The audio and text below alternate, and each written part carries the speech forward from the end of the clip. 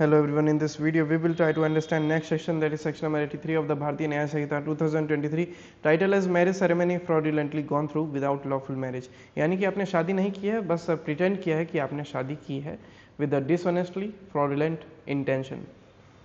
ठीक है, dishonestly धोखे से, fraudulently बेईमानी से अगर आप शादी करते हैं जबकि आपको पता है कि वो शादी एक्चुअल में हुई ही नहीं है, किसी पर्पज से, किसी उद्देश्य से, किसी से कुछ पाने के लिए, किसी को धोखा देने के लिए, तो वो एक ऑफेंस है। और ऐसा ऑफेंस अगर आप कमिट करते हैं तो आपको 7 साल तक की सज़ा मिल सकती है, प्लस में आपको फाइन भी देना पड़ेगा। उसी से रिलेटेड ये सेक्शन है।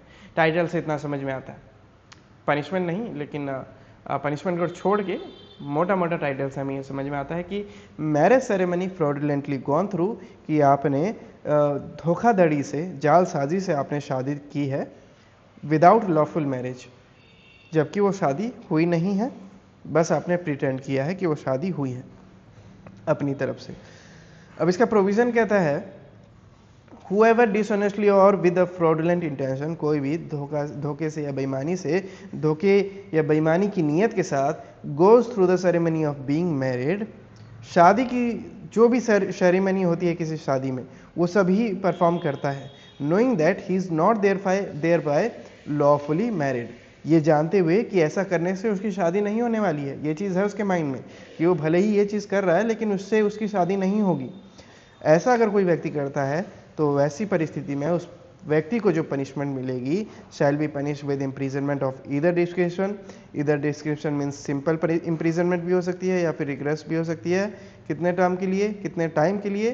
फॉर अ टर्म विच में extend to 7 years and shall also be liable to fine, यानी कि अप टू 7 years प्लस में फाइन।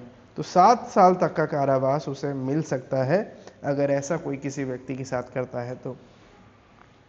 मान लीजिए धोखाधड़ी से मैं ही किसी के साथ शादी कर लूँ, सारे रिचुअल वगैरह सब परफॉर्म करूँ, लेकिन ये ध्यान में रख, ये मेरे माइंड में रहेगा कि एक्चुअल में मेरी शादी नहीं हुई है, तो ऐसी परिस्थिति में मेरे को जो पनिशमेंट मिलेगी वो 7 साल तक की इम्प्रीजनमेंट मिल सकती है, प्लस में मुझे फाइन भी देना पड़ेगा।